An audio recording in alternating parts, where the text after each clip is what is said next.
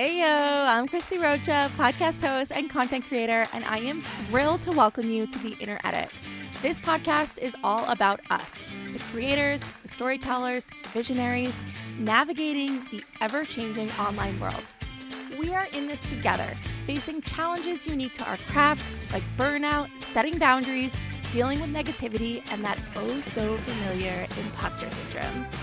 Join me as I chat with fellow creators, therapists, and coaches to explore collaborations, making connections, diving into creating conscious content, figuring out how to maximize our content output, and discovering that mindset magic that keeps us going. Whether you're a content creator seeking resources or just curious about the behind-the-scenes world of digital creators, the Inner Edit is your resource for personal and professional growth in the digital world. We're all going through the same things, so let's talk about it. Hit that subscribe button and welcome to the Inner Edit.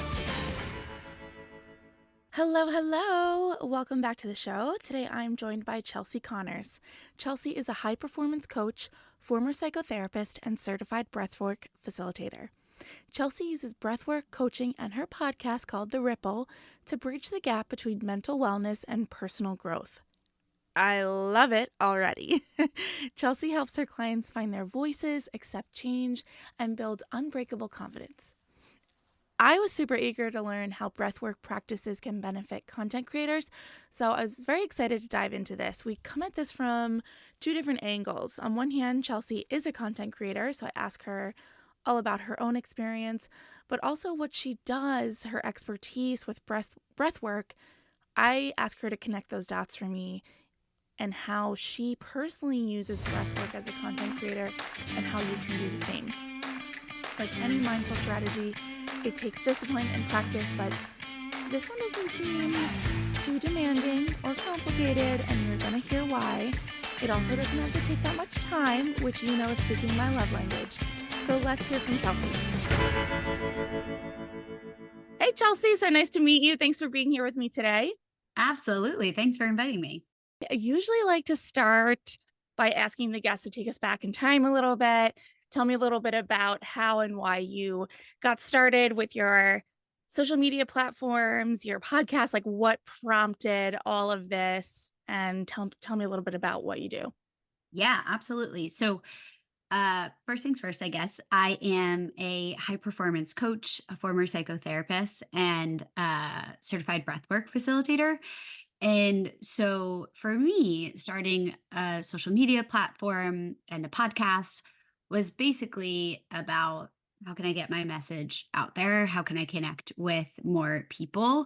Um, and when I originally started my business now 5 years ago, I think, which is baffling to me. Mhm. Social media was one of the most accessible ways to do that. And so it just seemed like an obvious way to start growing my business. And I also just really like creating and being able to share my voice and my thoughts, which I don't think I appreciated before I started my business and had a platform feels like a stretch sometimes, but like had a way and a space to do that.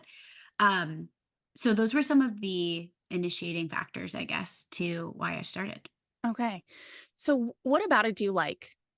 Mm, about what? About the creative process behind it? Yeah. Um, And I asked just to give you some context of, I guess, where I'm coming from is that I my next question would have been before I heard you say that, you know, social media obviously is a marketing tool, and there are a mhm. lot of people on social media for that reason, but don't enjoy it. Ah, They do it because it is, like you said, the obvious way to market and reach more people, but they do it for that reason alone. And so I'm curious yeah. what you like about it and kind of what keeps you going with it. Totally. Yeah, I think for me, because my business and what I do for work is truly an extension of who I am in some ways and what I really love in life, being able to share that freely on something like social media feels more often like a creative expression than an Mhm, obligation. mhm, And I've gone through semi recently a season of my life where I really scaled back on how much I was sharing. And it was interesting to me. I almost felt like stifled, like muted in some way. And I genuinely missed it so, so much because to me, I enjoy telling stories. I enjoy um, sharing about things that I'm doing or I'm learning that I feel and know could benefit other people. And so I very, very infrequently have felt that social media was just an obligation, luckily. Like I absolutely hear you. And I know so many people feel that way. And that's just not how I feel about it, thankfully. And so yeah, I love getting to share. I love getting to connect with new people. I love getting to experiment and try new things. Like it really is a pretty risk free in the big picture sense way of getting to throw stuff out there and see what happens or try expressing new ideas or establishing more of who I am. Like I just feel like it shows up and serves in so many ways. mhm. And for me, that feels fun and freeing. Yeah. I'm the I as you're talking, I'm obviously thinking about myself. Um, As we do, as we as we do. do, as we do. And actually the episode that I aired today on the show with Kim Young, she said something that would punch me in the gut. She's like, if you are not I'm paraphrasing. If you're not getting enough internal validation for yourself, then you're going to seek it out externally, and that's like not a reason to be doing this. Mm, And I felt that so much because everything you're saying, expression and storytelling and just getting it out there, all I can think for myself is that's all great and I enjoy that as well, but I don't enjoy it when I don't feel like anyone sees it. When I true. don't feel anyone gives me anything back. And I'm curious for you, like, where does that piece come in? Are you just like, I put this out there because it feels great to me and I don't care if what one person or 1,000 people see it? Because I can tell you right now, I absolutely care if only one person sees it. Yeah, yeah. I agree. It friggin' sucks when you put your heart and soul into something and there isn't a lot of external validation. I think it's nice to say the words that you shouldn't need external validation, and I don't know if I necessarily agree with that. I think there's absolutely a case for not over indexing on the external validation and That's what not she was making saying. Yes. yeah, yeah, and not making that your only priority or reason for doing something. Um but and also it's so nice to feel like what you're sharing matters to other Yeah. people or is helpful to other people. And so um I've certainly experienced lulls where I feel like I'm shouting into the void and it's painful. And so for me in those moments, I have to do a lot of like inner guidance, I guess, or uh, figuring like coming back to the bigger picture of why I'm doing things in order to keep going. And I think um this may be true, this may be not true. I'm not certainly not like a social media expert, but the platform, specifically Instagram, has changed so much over the years. It's a lot harder now, I think, in Yeah. many ways to be seen, be heard, be shared, like all of those things. And so for me, knowing that as a reality, coming back to the bigger picture of why I'm doing what I'm doing, and then honestly, having really good supports around me that I'm working with for me that can help me when I get in my head about it or when I'm frustrated or angry or disappointed with how things are going so that I don't feel alone in it and I can have help rerouting my kind of like brain space about it Yeah. is essential. Like, if you know me, you will hear me say that I practice what I preach and I invest in having support around me because whether you're starting a business or you're putting yourself out on social media or you're just doing something different in your life, there are going to be moments where it feels lonely, where it feels scary, where you're not getting the outcome or the feedback that you're wanting. And so for me personally, um, having people and support systems around me to help me in Mhm. those moments is absolutely essential.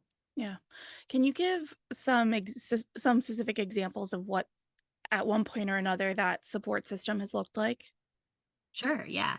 Um, I think in a formal way, I work with business coaches. I work with um like breathwork coaches. I have a therapist. Like Mhm. that formal way of investing in myself and building up that support system. I'm a big advocate for um I don't know if you've ever heard this analogy, but like I do believe that every person kind of needs like a board of directors in their life of people that support them. And so for me, investing in coaching in that way, investing in mental health support in that way, investing in even just like making sure I have the doctors that I need for physical support or Yeah. and then social support as well. So that might look like being able to call my best friend or being able to sit down with my husband at the end of the day and say like, can I just word vomit for a minute? Like this is happening. It's really hard and it really sucks. And here's what I'm trying to do. And for me personally, I process verbally and externally. So I Yeah. find having sounding boards, I'm not expecting anybody to fix it, Right. but having somebody to listen, and then when it's in more of a like professional mentorship or coaching capacity, being able to have somebody help me see different perspectives or different options or brainstorm what I could do next or see things that I'm blind to in a moment, like I I can't express how valuable that is for me. Yeah. It's reminding me of, and I'm so glad you said that because I think particularly today where there are so many options Mhm, and so many resources and mhm. so many ways that you can go, like, there's so many, which is excellent. There's so much accessibility to support, right? Whether it's like a podcast like yours or mine, or a book, or Audible, or Yeah, just someone who knows what they're talking about on social media, sharing reels, like all of that's so helpful. Um, but I know firsthand, and you do as well, the difference between like someone actually investing in someone to be specific to you and be yeah. specific to your needs and your business and your, if it's personal, your therapy, your mental health, and it does make a huge difference. And it's reminding me of something that I talk about all the time on the show, and it's embarrassing that I still cannot remember this woman's name, but I am 99% certain that her Instagram handle is Hinderlane. Gosh darn it, I'm gonna look it up, and I'm literally gonna tape it up here because I talk about it so much. Um, but she made a reel that was talking about how we have to stop, telling moms that it takes a village, and what we have to be telling moms is the village is no longer free. And Yeah. I thought that was so powerful and was really reminding me of this because just we have to start budgeting for it and deeming ourselves worthy enough to make those investments. Oh, I got goosebumps when you said that Yeah. because it's so true. I think because we have visibility to the ins and outs of so many options or so many people's lives, our capacity to see what could be possible for ourselves has expanded like a millionfold, it Yeah. feels like. And so I love the mentality that it takes a village because I do believe that's true. However, you might not want the village that lives next door or the Right. village that you grew up with or and now we have a choice around that where I feel like before something like social media or the internet, like we only knew what was immediately surrounding us. Yeah. And I think that speaks to your point because one, yes, now you have to you can pay for it, but Mhm. I think it also one of the benefits of that is you get much more choice in the village that you're building for yourself than maybe you would have in generations past. And to me, I see that as a privilege that I think for many people they feel overwhelmed by, in my experience. But I think if we can shift perspective and say, how cool is it that you could pay to be in conversation or in the room with people who are doing things that you'd like to do, but in your own way, or people who inspire you and show you what's possible the way that like nobody local to you might. Like, I think that is such a privilege that many people have, many people don't have. Right. Um, and but finding ways that you can put yourself in circumstances and situations like that, I have seen and experienced can help you grow so very much. Yeah, totally, totally. Okay. All right. So I want to talk a little bit about specifically your podcast. Why of like moving thinking about all the different options that you could have done, like on one why a podcast? Good question. So a couple of things. First off, because of the work that I do, is relatively nuanced. It feels hard to sometimes capture in something like an Instagram post or a caption. Yeah. And I like that podcasts is more long form so that I can get into more of that nuance. Um, so that's one reason. Another reason is I love listening to podcasts. I find it so helpful. I've learned a lot through podcasts. I think it's a way to get to know somebody in a different and oftentimes deeper way than you might on Instagram or definitely like a TikTok or something like that. And so for me, I value deeper connections and relationships, oftentimes a lot more than like the quick fix, catchy kind of thing that I think social media kind of forces us to make these bold statements in order to capture people's attention, which is all well and good to some extent, but I think it misses a lot of depth and nuance that is the reality of what it's like to be human. So I really like the podcast format to be able to speak to that. And then thirdly, which might sound silly, is a lot I cannot tell you the amount of times that I have gotten feedback from people in my life that they just like the sound of my voice. I did the same thing. So weird. Like I I mean can't. I mean, I appreciate it, but it's like I hate the sound of my own voice, so it's so funny. Yeah. I mean, I don't often listen to myself, but like seriously, I have a visceral memory from 10th grade where one of my friends in high school who I had like newly befriended at the time, we were just like hanging out one day and she's like, I have to tell you something. And I was like, cool, what? And she's like, I really wanted to be friends with you because I love the sound of your voice and I just want to be around you talking. And I was like, oh, okay. So that's like the first distinct memory that I have of that. But Funny. very often, I mean, in my work with clients, I do like breathwork recordings, I do meditations. Obviously, we talk in session, and oftentimes I'll record those sessions if clients want to go back and re listen to them. And so I get feedback a lot that people are like, I just like listening to your talk, like you talk. I like the quality of your voice and the way that you word things is really helpful for me. And so podcasting was like a natural way to do that. Um, so those are some of the biggest That's reasons that funny. I have for why I chose it. That's funny. And it's funny to hear about myself as well. But I have those podcasters that I do the same thing. Like I'll listen to I think it was Uwe May. We were catching up on like a Zoom together and she's like, what's been going on? Da da da. She's like, I'm taking a pause from my podcast. I'm like, that's okay. I listen to your old episodes all the time just when I need to relax because your voice is so soothing. That's amazing. When you find people like that, it's so good. Yeah, it is. It is. Okay, so um I'm curious, in starting the podcast and now doing it for some time, has Yeah. anything about the process surprised you? Anything that you've learned about yourself or about creating that you wouldn't maybe have expected to know or learn or anticipate? Good question. Um,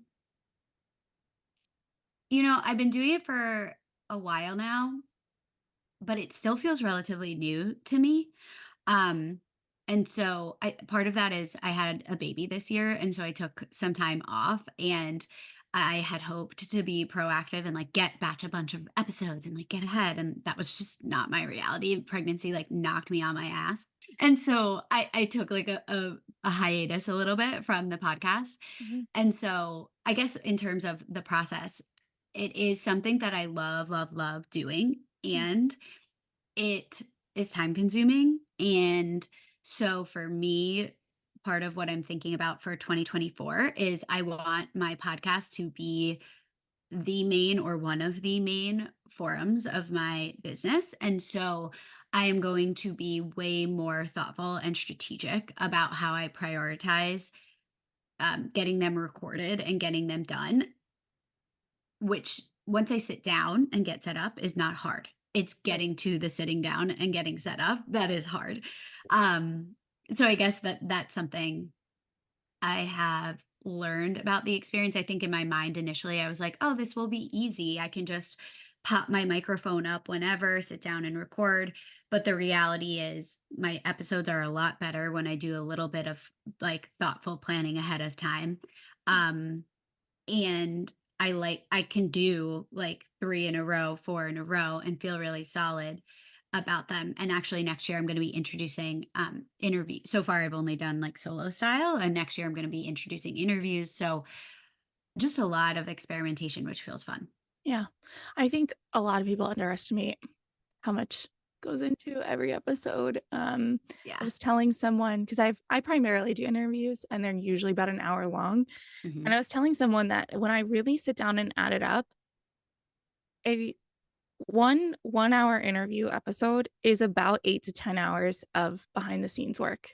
Totally. Hmm. Like it's mind boggling. And that is when I do what I consider to be like the baseline level of work. Like Hmm. I am still not turning every episode into a blog post or, like there's Yeah. still things that like I'm not doing that I can capitalize and utilize and repurpose the content. Like I'm doing what I Hmm. still feel like is a very like get through it kind of thing. And it's 8 to 10 hours. Like it's wild. Yeah. Yeah. Yeah. For Yeah. sure. It's a heavy lift.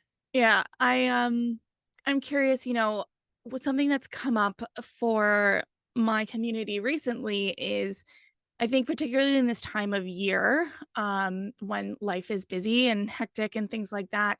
You just mentioned that kind of thinking like, oh, it'll be easy. I'll just sit down and put my mic up and da da da da da. But it's helpful to do some prep. Like, do you ever run into those creative blocks and how do you get through that? I think when I say this time of year, we just all have a lot on our minds, I think. And Mhm. so the idea of then also being like super creative to generate a podcast episode or create a viral reel is like one more thing. Yeah. So curious how you navigate creative blocks and get through them and all the things. Yeah. Great question. I think I might have a contrarian view on this in some ways. And my first response to that is I do not force it. Mm. I don't think that you can force creativity. And so if I'm having a day or a handful of days where I'm like off my game, I give myself wiggle room to be off my game. Now, I also will say that what I don't mean by that is I let myself off the hook and I just sit there for an eternity. I don't do that. Good clarification. Yes. But if I'm like, I'm really not feeling it today, or I cannot like get my brain in the right headspace, the more that I sit at my desk and try and force that, the more frustrated that I get. So in that moment, if it's possible, I will probably just step away. Um, and I will either work on something that feels less creatively dense in that moment. So maybe I switch from recording podcasts to doing like admin stuff that's kind of like second nature to me at this point. Um, Depending on the circumstance, I might do something to try and change my state at that time. So I might get up and go for a run. I might take a 5-minute cold shower to try and literally like shift my nervous system.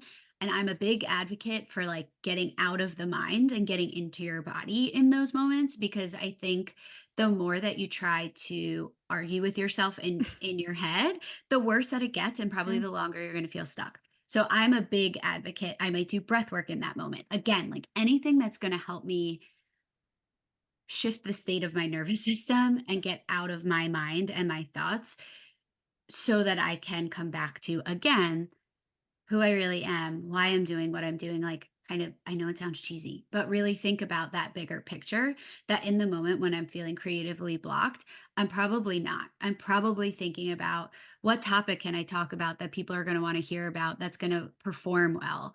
How much time do I have before my son's going to wake up from his nap? I really need to push this and I need to rush it. I'm more so, and those are all like valid and logical. There's nothing wrong or bad about those, but when I'm doing that in a way that is feels like it's pulling me backwards or pushing me down in some way, I'm mm, not going to create anything that I'm like pumped to share. Or right. like, even if I come up with a good topic, I'm probably not going to speak about it in the way that I could Yeah. if I were like really feeling solid in that moment. So I will step away usually. And I might do some of those shorter term, like, how can I shift my energy type of techniques? Mhm. Or I'll say, you know what? Today's not the day. Where else on my calendar in the near future can I fit this in? And I live and die by my Google Calendar kind of person. um, so then I will look for another block of time in the upcoming days that I will do this and think about what do I need to do ahead to prepare myself to have a different situation the next time I sit down. Yeah. No, that's I like that what you just said there about not just moving it, but thinking about what you can do ahead of time because I think, Mhm.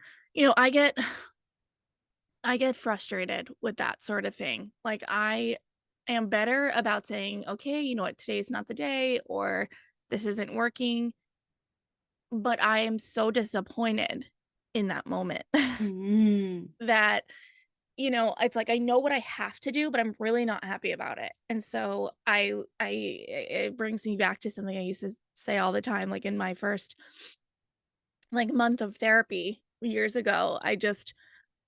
I like said to my therapist, there was a situation going on. I was like, how do I just no longer find this irritating? And she's like, it's not really how it works. Like, Yeah. you're gonna feel things and you're gonna feel irritated. You're just gonna know what to do with the irritation. And I'm like, no, I just I don't wish to feel that anymore, And Yeah. I don't know if this is one of those things, but it's like rationally, I know what to do. I Yeah. know that I need to step away or, like you said, just change my environment or move on to something else.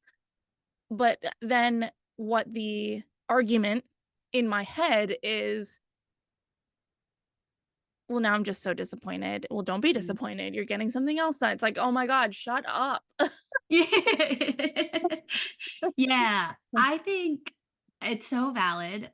A couple of things that I would think about in that is like, one, if it were a super frequent recurring experience, Mm, then I would be like, look at it more holistically of what do I need to change here so that this is happening way less frequently, and how mhm, do I need to set things up differently so that I'm not putting myself in a situation where I know I am likely to bump up against frustration and friction.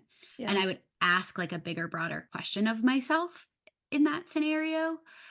um, and then second, I hate getting into mental arguments with myself about how I'm feeling. I hate it. I think it's like so just like Yeah. exhausting. It's so exhausting. Um, so for me, when I do that, again, like asking a different question of like, okay, and again, this might sound cheesy, but like, okay, I'm fighting with myself in my mind right now because I feel frustrated that I just had to step away from podcasting, or like I couldn't do what I wanted to do today. I will try and take the perspective of the version of me who has like a top number one podcast with millions of listeners. What does she do on days like this? Because it will Mhm, still happen at that level. mhm, And who do I want to be when that happens, when I have a super successful podcast? And Mhm. sometimes that will just like shift my perspective. And sometimes that will be like, Sally up, sister, and get it done. And Mhm. sometimes that will be, let it the fuck go and go enjoy your walk outside in nature. Yeah. And sometimes it will be, yeah, we're just going to like feel this frustration and then we're going to move on to the next thing because life continues on. And the more time I spend sitting in this, like, it's not that helpful. Yeah. Um, so I find that to me, thinking about that future state rather than sitting in the immediate moment and like ping ponging back and forth in my head about how I'm mad at myself, more helpful. Yeah. No, that's good. That's good. I like Sally Up Sister. That's Yeah. good. Um, and you know what? The last thing on this, um, I think a lot of why I the disappointment is there is because even though from where like, because I have a almost 4-year-old and an almost 6-year-old. Mm, From where I was back when they neither of them went to any sort of daycare, when we were locked down with COVID and everybody was home for a year with them, and, like, woof. then, like, slowly progressively adding more and more days to the daycare. Like, my point is now I went from, like, having absolutely truly no time, to Mhm, myself, to now one in kindergarten every day, the other one in a full-time daycare, like, all but 1 day a week, and I still every single day feel like I need to rush, mhm, feel like I do not have enough time. I have to get all these things done, and I'm constantly debating myself of like, well, I really want to get done this stuff for the podcast, but I should also take a walk and I should also put this laundry away, and there's just not enough time. And what can I do when they're home? And what can I do when they're not home? And like, so if I have something on my calendar that is create for the podcast or create for social media and I sit down and it's not happening, it's like, "Oh my god, now I've just wasted this time."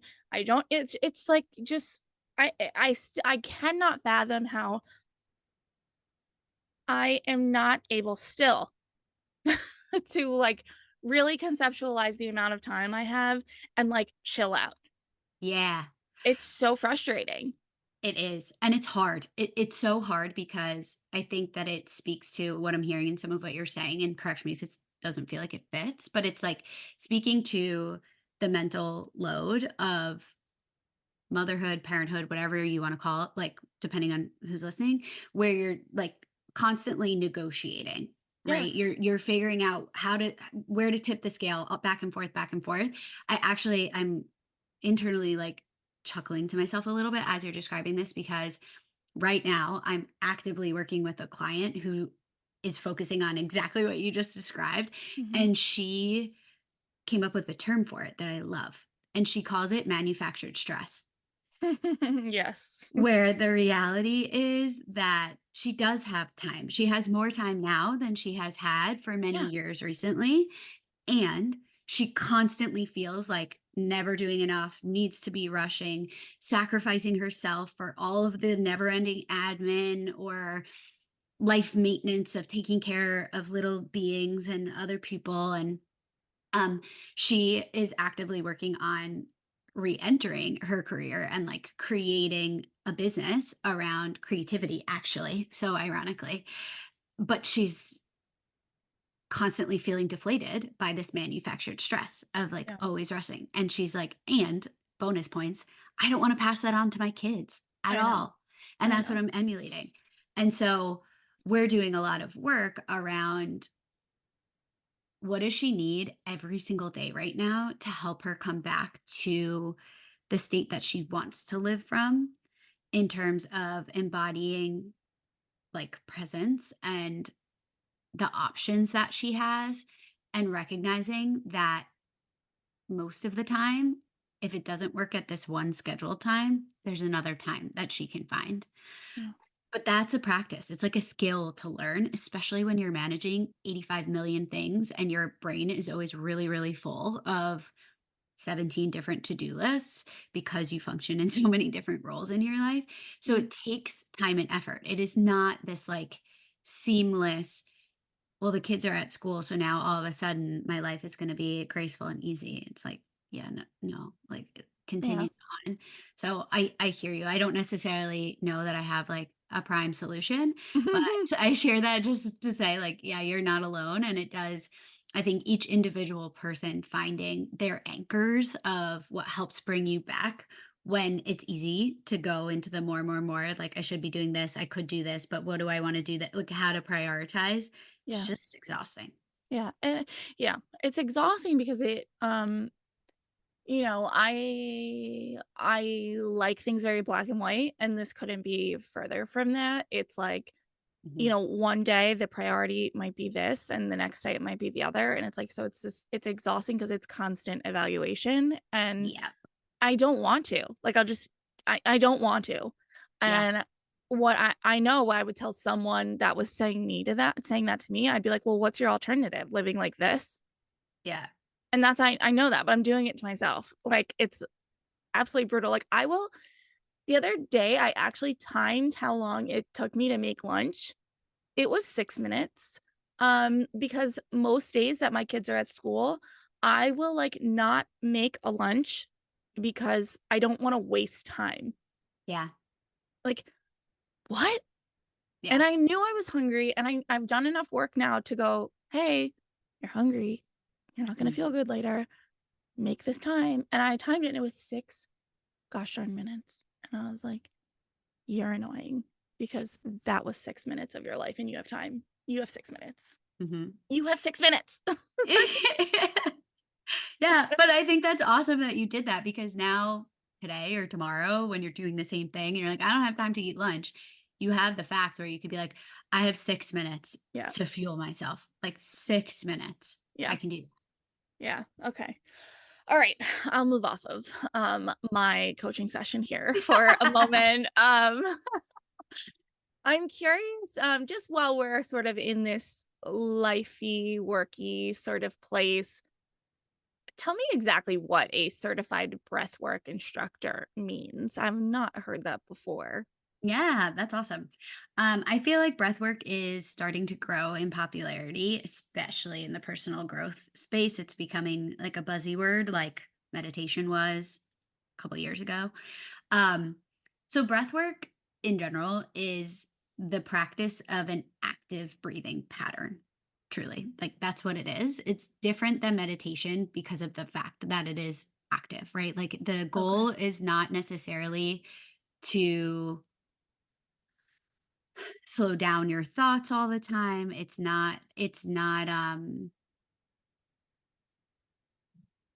specific to a breathing pattern. There's a bunch of different types of breath work that you can practice. For me, I got certified a little over a year ago as a breathwork facilitator. And what that means essentially is I spent 8 weeks going through a certification program with a uh, there are a couple actually, um, who one is a naturopathic doctor and the other is like a highly certified breathwork facilitator. She's been through a bunch of different certifications and a yoga teacher and all of that good stuff. And so now what I do is incorporate this technique into the coaching work that I do. And why I think it is so beneficial, helpful, and needed is because of actually something that you said before. I know what I should do, and yet I spend so much time negotiating with myself, trying to make a decision, going back and forth, or I just don't follow through, even though rationally and logically I know the answer. 9 out of 10 of my clients say something like that. We know what we should be doing. Information is everywhere. Mhm. And yet, we're not doing it. And I like breath work as a technique because it helps make the process of what I keep saying, of like getting out of your head and into your body. So you don't have to keep thinking all the time. And instead, you're changing your nervous system so that you can change your identity in a sense. So um the one of my favorite breathwork techniques. There's a lot of science behind it, actually, that proves how it changes your brain waves. So, as we know, neurons that wire together fire together.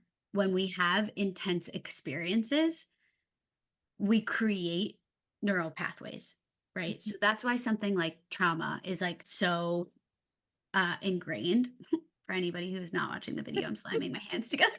um, so ingrained in our brains Mhm. because it's such an intense experience that we create neural pathways around it. Same thing happens when we repeat something over and over and over and over again, right? Like driving. I don't really have to think that hard when I'm driving to the local grocery store. I can get in my car and all of a sudden I'm there and I may not even remember if I hit a red light or something Mhm. like that.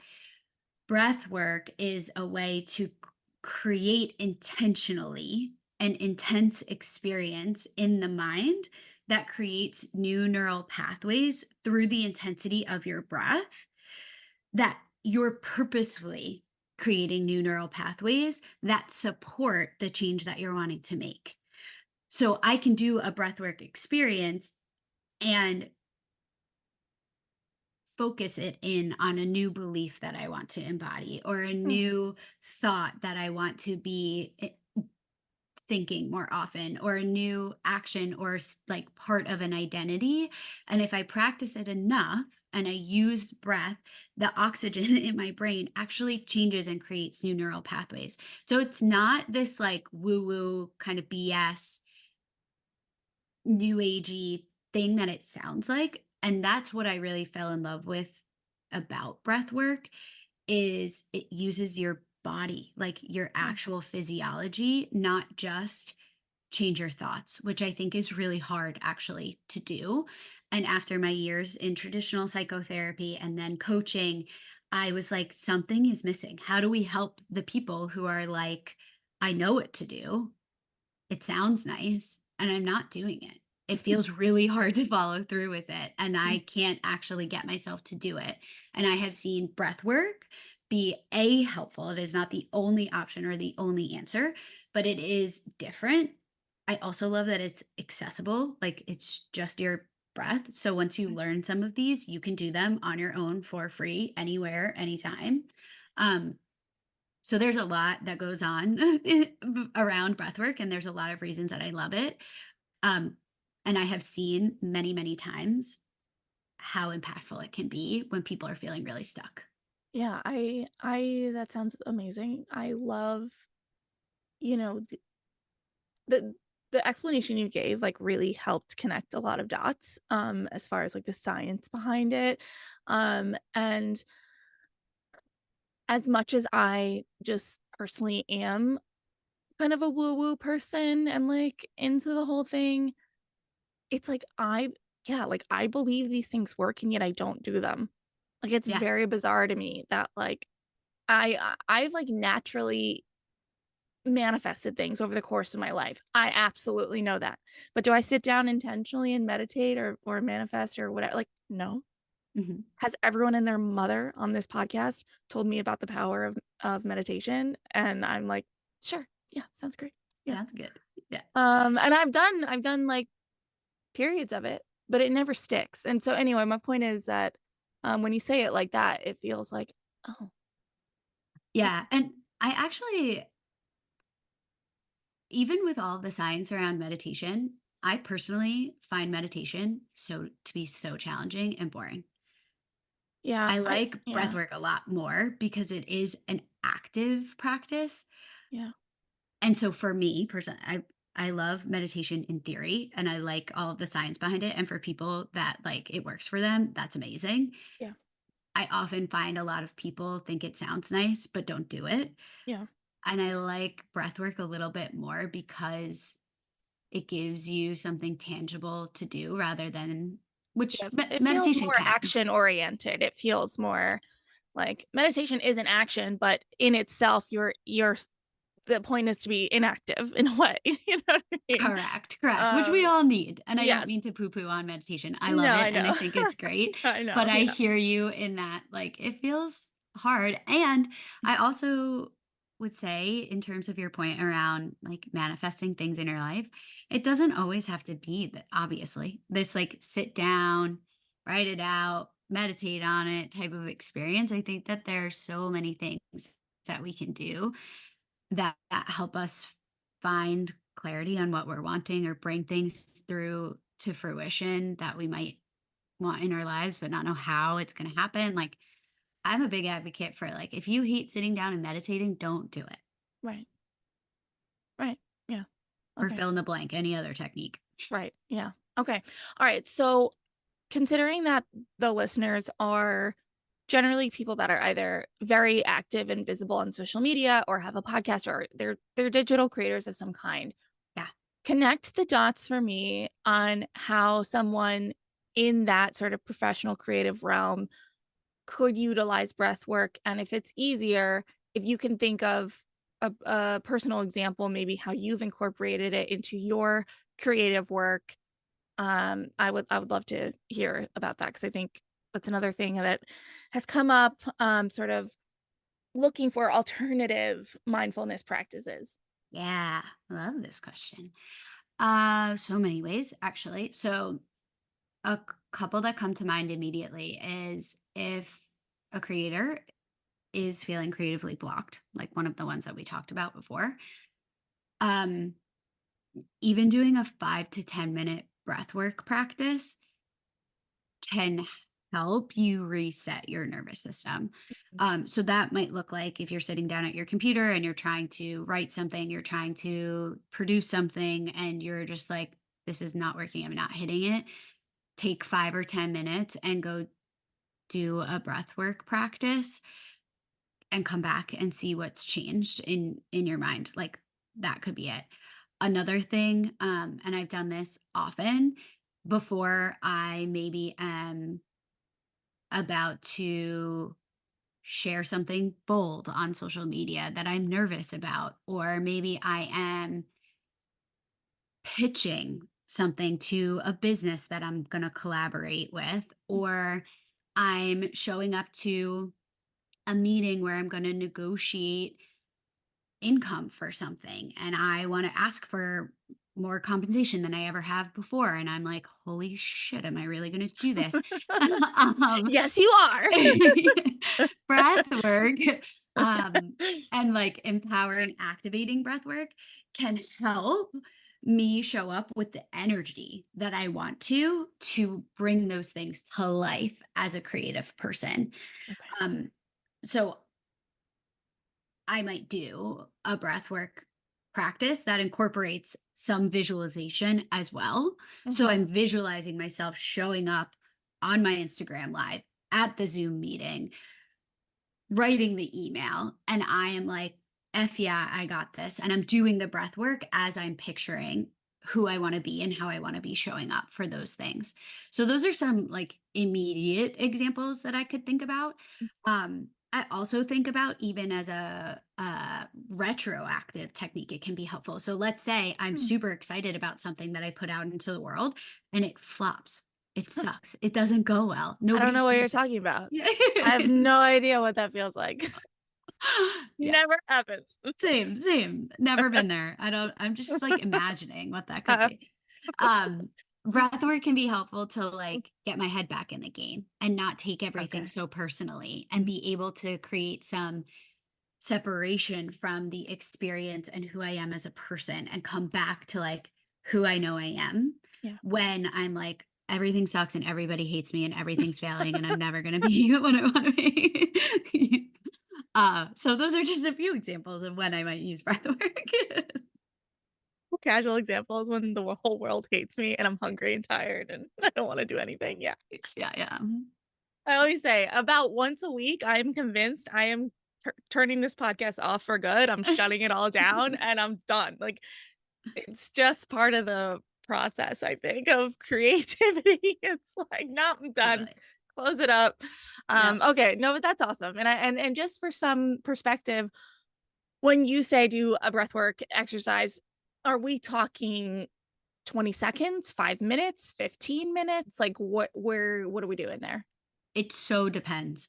Okay. There are breathwork techniques that you could find to fit all of those needs. Okay. So, as an example, a really simple one that I like, um, that you could do, like if you're having a hard conversation with somebody or whatever, is called Mhm. resonance breathing, which is just inhaling for a count of 5 and exhaling for a count of 5.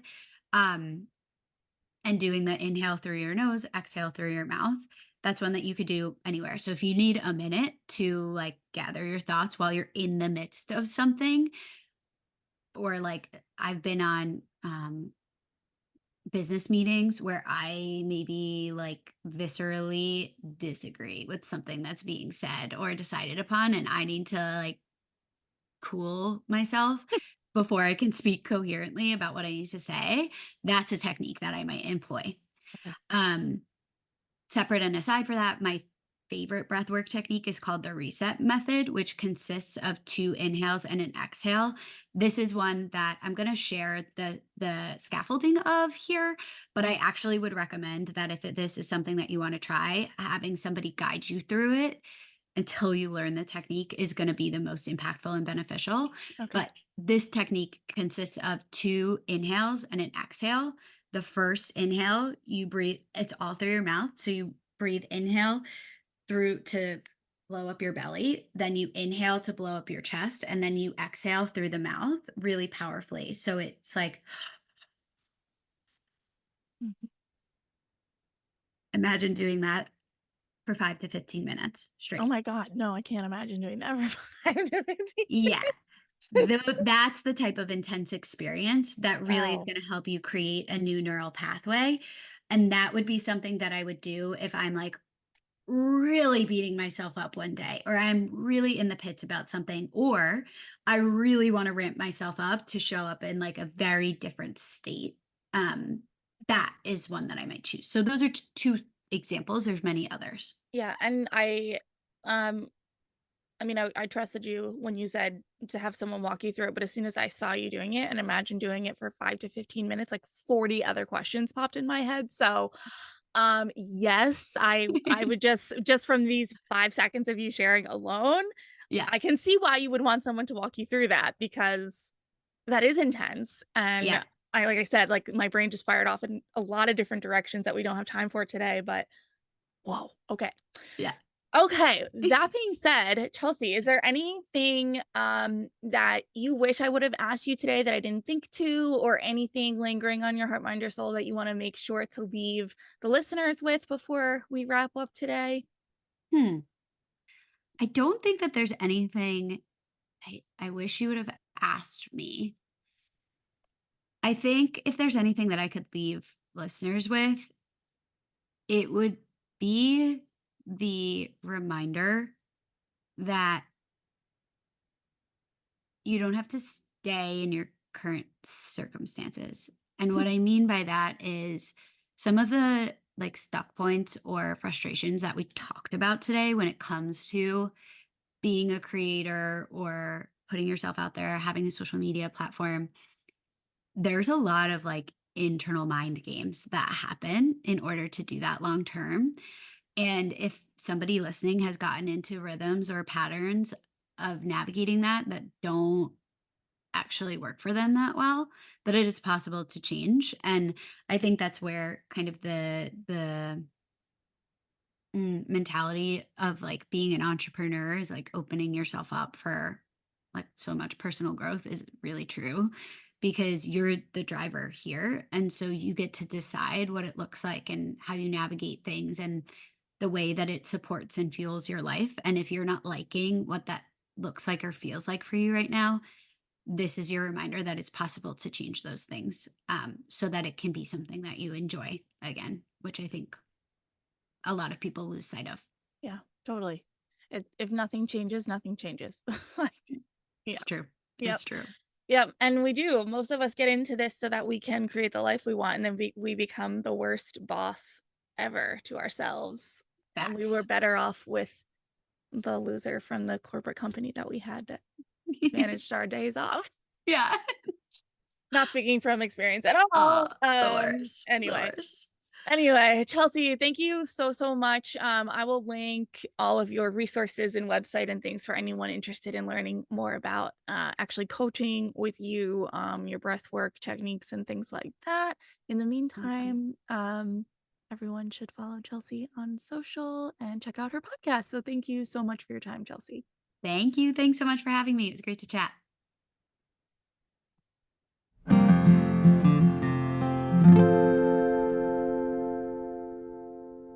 All right. So, the first thing that stuck out for me with Chelsea was that she actually enjoys creating content. She enjoys sharing, connecting, and the aspect of creative expression. Even when she scaled back on creating, she learned that she missed it a lot. And this is just so important because we really have to enjoy what we're doing and sharing, or our audience is going to see right through us and know that we're full of crap. But if you're like me, you sometimes wonder how you can possibly enjoy putting content out there if it feels like no one sees it. But Chelsea explained that she's had lulls, and in those instances, she just reverts to her practices and her ways of getting out of sort of those ruts. And one of those practices is simple: make sure you have a good support system. Chelsea shared that she invests in a coach. And if you aren't quite ready to invest yet, turn to a friend, a partner, or a colleague, whoever it may be, who can help you see things in a different light when you need some guidance, when you're feeling stuck, when you're feeling like you don't care about this anymore. Find that person who you know can help steer you in a different direction. Another form of support is through free resources. For example, Chelsea's podcast, The Ripple. I highly encourage you to check it out. Another technique to help us with our content creation blocks or ruts, one that Chelsea obviously uses herself, is breathwork. I like the concept of breathwork because it's something you can do anytime, anywhere for free, and it doesn't have to take very long, maybe 5 minutes. Chelsea explained that breathwork is needed because we often know what we should be doing, and we know how to feel better about a certain situation that frustrates or upsets us, but we don't actually do anything about it. And breath work comes into play because it helps you get out of your head, and it actually changes your brain waves, which is totally insane to me, but I absolutely believe it. You can even practice breath work to prepare for huge business moves, like anything in life. I really believe in this. I have to say, it's funny for me to say that because I don't do it very often or very well. This conversation is hopefully changing that, but it's one of those things that I really believe works. I just haven't put into full practice yet. So we're working on it. But whatever you do when you have a creative block, the last thing you want to do is force it. Chelsea is right. You cannot force creativity. So use the tools you have and give yourself a second to look back at the big picture. And I know this can be hard. You heard me say it on the show a bunch, that having this kind of creative block makes me loopy. But with anything else, it is a skill that we have to practice. And it goes back to what personally works for you.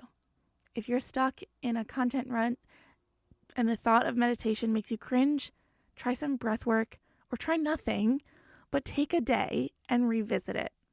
You're never stuck. You decide and have control to change things and use what works for you. So Chelsea, thank you so much for joining me today. Thank you for listening, and I'll catch you next time. Bye. Thanks so much for listening. This podcast is a production of Luann Nigara, Inc. To learn more about me, my world, all the things going on, head over to christyrocha.com. Bye.